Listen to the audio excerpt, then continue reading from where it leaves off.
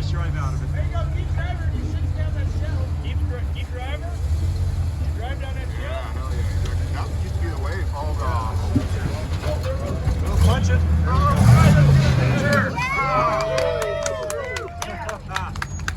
It's hard to stay on that one. You can't stay.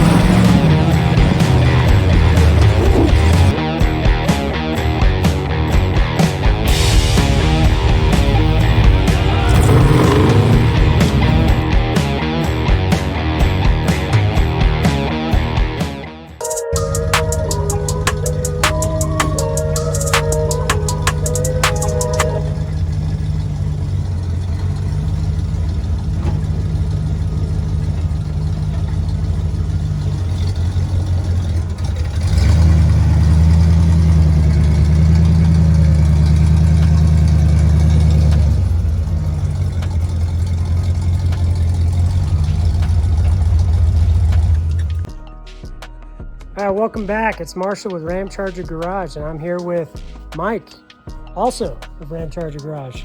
We're going to talk today about his Ramcharger. So, Mike, Mike, tell me about your Ramcharger. Well, this is my 1983 Ramcharger. I've had this thing since I was in high school, which is 30 years ago plus now at this point. Let's see, bottom to top, that's a Chevy Dana 60 there with 456 gears and an ARB, with a 3-link and 16-inch King coilovers up front, Ram assist steering. In the back, I've got a 14 bolt with a locker, Detroit, and a 4-link setup, same 16-inch King coilovers, and a basic sway bar setup, kind of mid-mounted. These are my pretty much dry routed pit bull rockers on recentered H1 Rams. Goes up to an ORD 203, 205 doubler setup and a 435 tranny behind a 360, a Chrysler 360 with some old school throttle body injection, and plenty of tube work and PRP seats in there to keep the family safe. She's been with me a long time.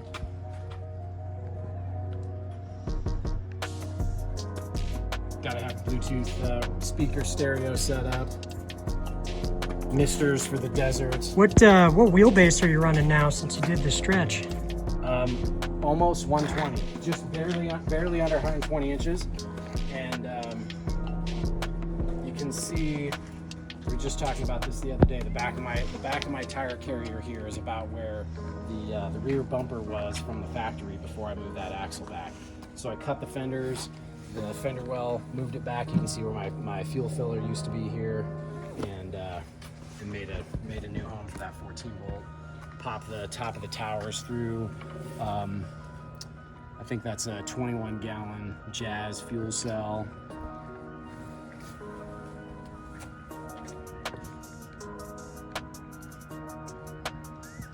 Prime day fridge, couldn't live without it. Yeah, it's pretty cool. $100, it's taken plenty of hits. Yeah, I like this tire carrier too. I stole some inspiration from my friends on the internet. It's a little too big, to get the cans on and off with the tires fully pressurized, but sneak a couple of roto packs in there for longer trips. This thing, she doesn't sip the fuel really, so 21 gallons has me nervous sometimes when we're out pretty deep. But yeah. Glad to have some extra fuel on board. Never run out yet, but as soon as I say that, I'm gonna get myself in trouble. Right.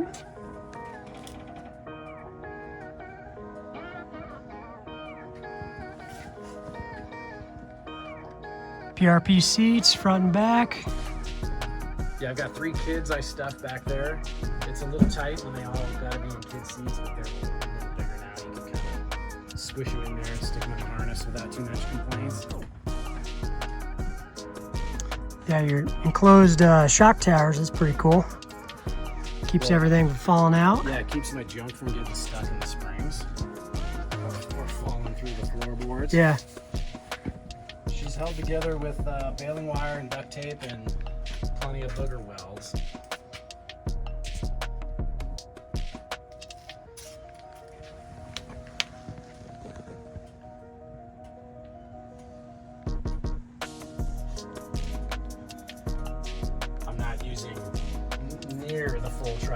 16-inch coilovers, just because of the geometry of the links and where the body hits. You know, I'm probably using half or so of the full travel in front, and maybe just over half in the back, maybe 3/4 of the travel available in the back. You know, in the front I got a drive shaft that contacts the cross member if I droop any further. In the back, it's really just because the top of where I mounted my shock tower is a little too high, so one day I might lower that and see if I can use a little bit more of the shocks. But otherwise, I've been super happy with the coilover setup compared to Leafs. You know, it seems to ride really nice and flex just as well. Yeah, can we pop the hood and take a look at?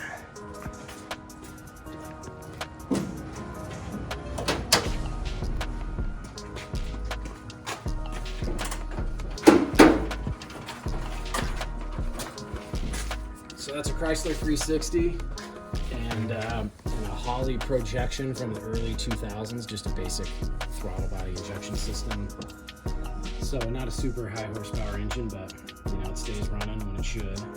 I converted my AC compressor to an air compressor to run the ARBs. And I got a little air tank in the back, run tools and air tires without the chrome. Yeah, I saw you had that where the gas tank used to be.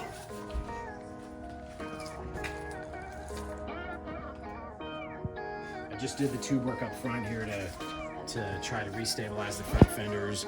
Yeah, see that coming through. Up to the bull bar, and then there's a tube here underneath the fender supporting the radiator support. Really tightened up the front end. Yeah, nice. After cutting so much sheet metal away. Saw that tube come down to the track bar mount. Yeah, nice.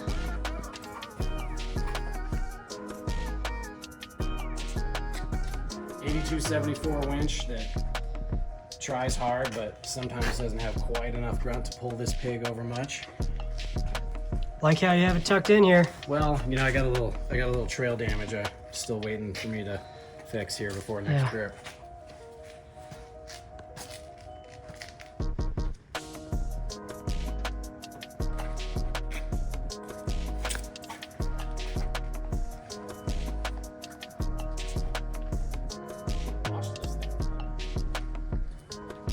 That's perfect.